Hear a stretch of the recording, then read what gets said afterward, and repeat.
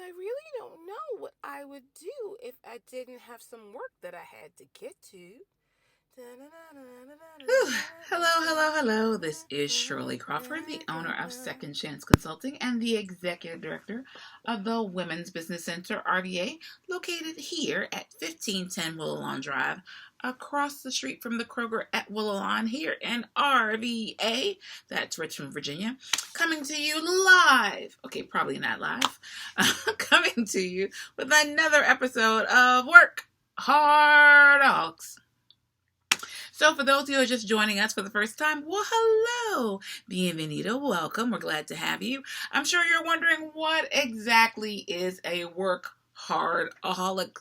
It's not in Merriam-Webster's dictionary. It's not in any dictionary yet that I know about because I made it up. But it explains so much so easily. A work-hard-aholic is someone who is always, and I mean always, doing something. You look at our Instagram posts, you look at our Twitter, you look at our Facebook, you look all over and you're like, oh my God, how do they get so much done? Didn't I see you over here? Well, how are you over here? What are you doing? That's how we live. That's our life. We get it all in. We get it all done. But, work-hardaholics, we need to do it in balance. And I am living the perfect example of how not to be totally in balance. But I recognize it. I aim to fix it. I will talk to you about that in a little bit. But first things first. You know how I feel about words. And if you don't know, you're about to find out. Love words. Like the main element of what we build our whole society upon are about how we communicate. We communicate based on a shared language. That shared language has to be more than you speak English, I speak English. Because as I was very politely told when I was in London eons ago, that I did not speak English correctly. And I don't know if they thought I'd be offended. I was not. My response was, you're right. It was your language first. I'm American and we bastardized it. That's what we do. Moving right along. And so, but even here, we make up words all the time, like work-hardaholics. What's going on, America? So in general, we like to make sure that we're all on the same page with regards to what a word means. And so, on that note, today's word is recidivism. I don't know why I like that word so, but it's like, if you didn't know what it meant, it just feels cool. Like recidivism. Yeah. I'm in for the cause. It's not that kind of word though. So it's normally used with regards to criminal activity, but it's not, its definition is beyond that. So I forget who, I just can't think of it right now. I'm tired. But that said that if you do the same action over and over again, expect a different result, that's insanity. And so with that in mind, that's kind of what recidivism is about. Recidivism means that you were reprimanded, chastised, you experienced some type of negative behavior or negative response or reaction to something that you've done, and that negative action was supposed to help you self-correct so that you would no longer do that action. So they talk about it a lot, about the decline of, well, they hope the decline of recidivism, because if you've gone to jail, they hope that means that it will discourage you from going, when you get out of jail, from going out and doing the activity that got you back into jail in the first place. There are a whole lot of factors involved in that. Totally separate conversation. We're not having that conversation right now. The point is, that's what recidivism is. Recidivism is going back to relapsing, they like to use. So I gave the prison one. That's the one they use the most. But really, couldn't that apply to like almost anything? So here it is, you run your business. And so you got burned, because that's really a negative, it's a negative action in response to something that you've done. You got burned for not having a contract. And so then a month later, when it feels a little easier, 3 months later, 6 months later, a year later, you get into another agreement and you don't have a contract. So clearly you didn't learn. You didn't learn your lesson from the last time, right? So that means you experience a recidivistic behavior. That sounds great, but really that's terrible. And so it can be applied to anything, but most of the time when they're talking about it, they talk about it with regards to the prison system. But anyway, on the note of recidivism, I'm going to jump to our bucket moment. Bucket, Dano.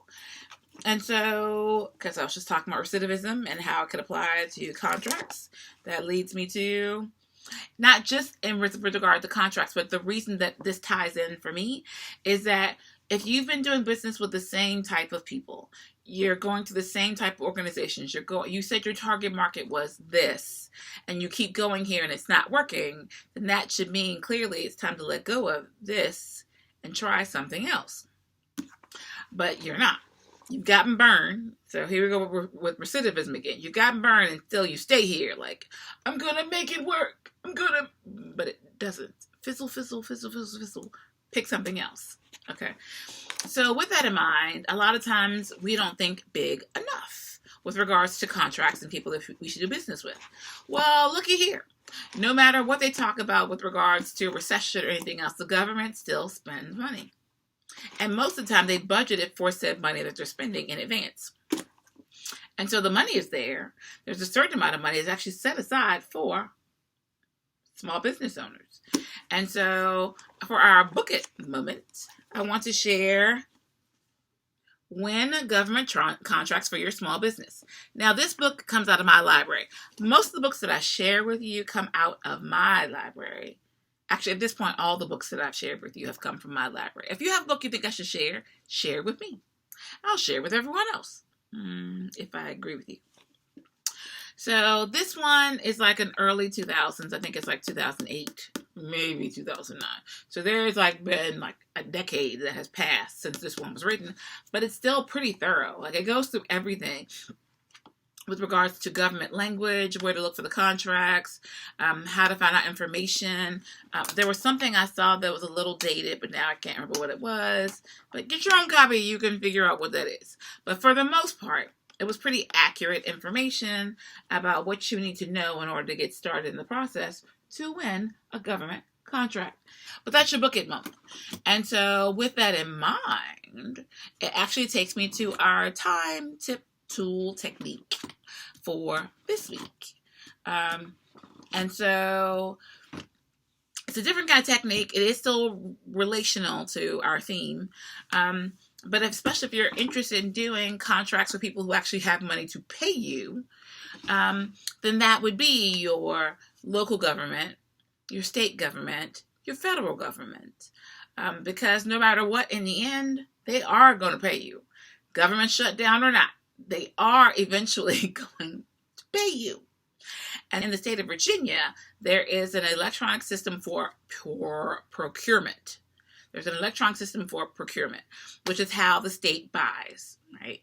And so they have a credit card they can use, but there's certain sets of money that are set aside just for small businesses. And so it can be like really decent money.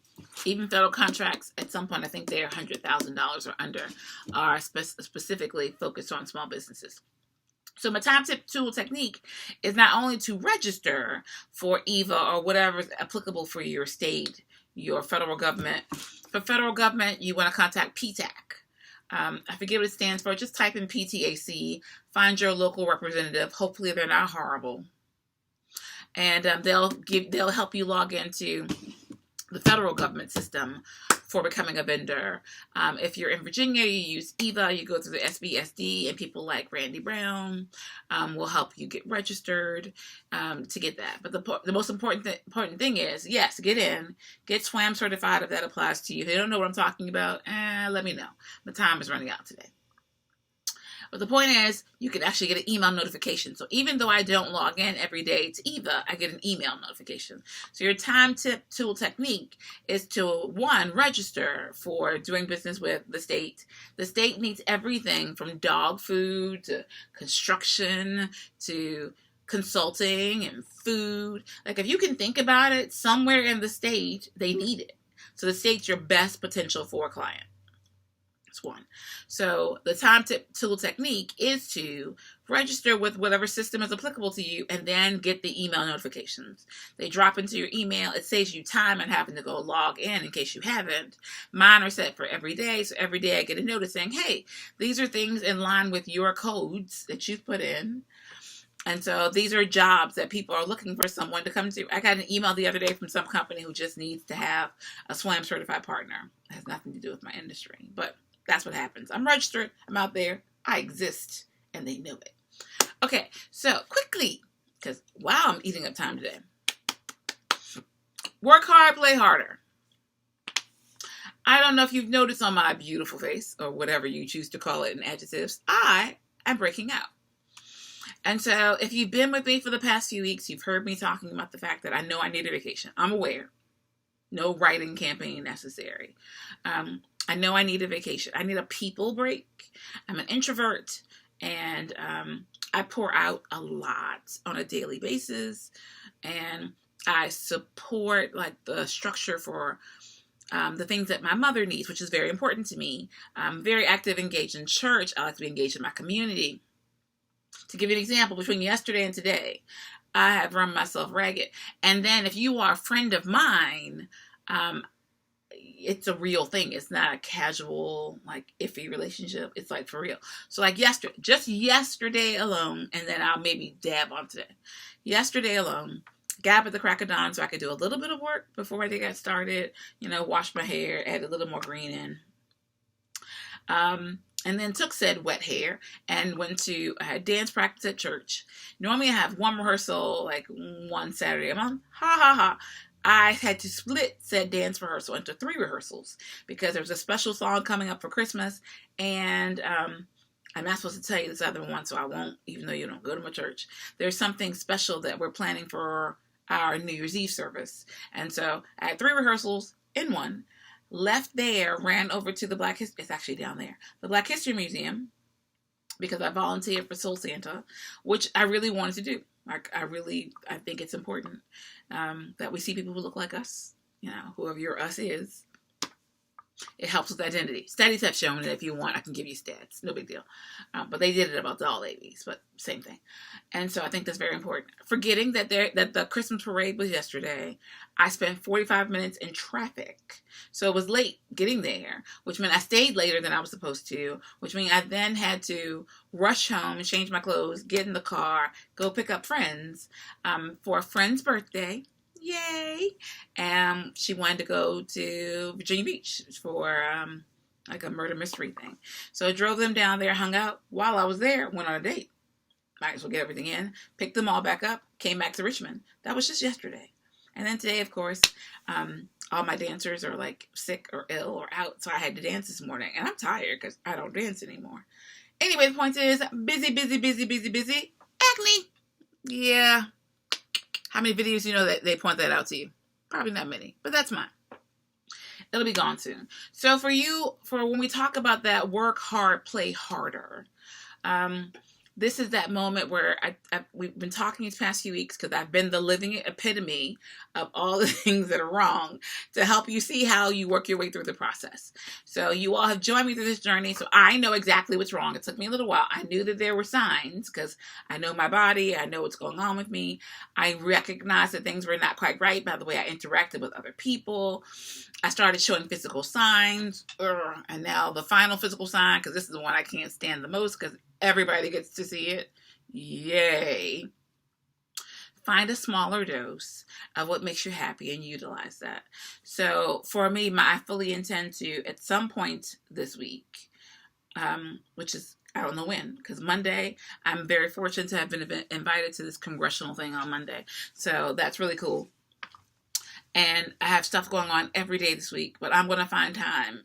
I'm going to steal it, robbing Peter to pay Paul. I'm going to figure out how I can get to the beach or to a bubbling brook somewhere and sit down for at least 3 hours. And as always, live better, do better, be better, and happy entrepreneuring. Until the next time, ta-ta! Because I really don't know what I would do if I didn't have some work that I had to get to. Da-da-da-da-da-da.